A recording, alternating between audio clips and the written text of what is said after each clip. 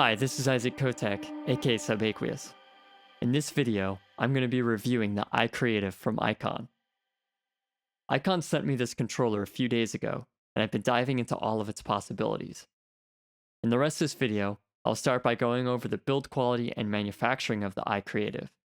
And then, after that, I'll be going over the different settings found on the device. The build quality of this controller is fantastic. It has a great weight and a solid build. The plastic is really strong, and the overall feel of this is definitely sturdy. The knobs and button have a great tactile feel and are incredibly sturdy. So big props to iCON for the build quality of this device. In the rest of this video, I'm going to be going over the different features found on this controller. Let's start with the USB on the iCreativ.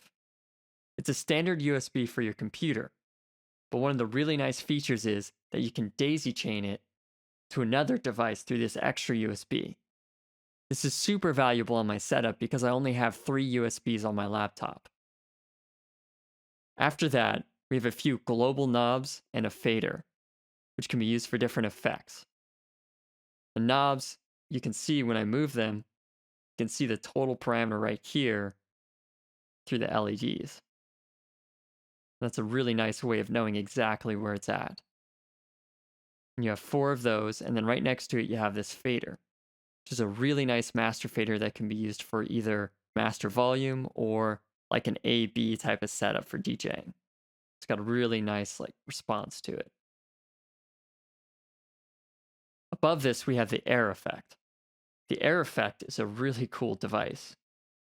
What it is right here you have a infrared light and camera that is seeing your movements of your hand and then transferring that over MIDI.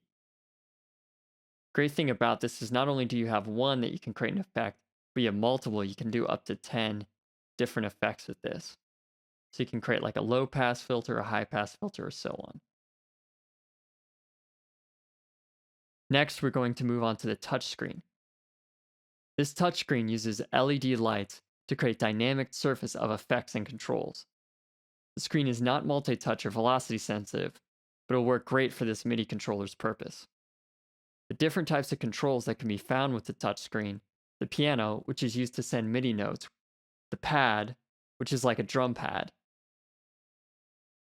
Then you have the control, which affects the volume of different tracks. And then you have an XY pad, which can be great for effects. And then one of the coolest things is the arping. Each one of these is a different arpeggiation pattern which sends out to your computer. And lastly, we have the clip. The clip is similar to the pad in which the way that it can trigger things, but this can be used to trigger different clips in your live set. These different controls and settings add an immense amount of possibilities for your live set. With the iCreativ MIDI control, you can trigger clips, change their volume, add arpeggiation, and even add live effects. Overall, I think this is an incredible creative concept for our MIDI controller. In just playing with this for a week, I can already see the possibilities of turning this into a live instrument for my set.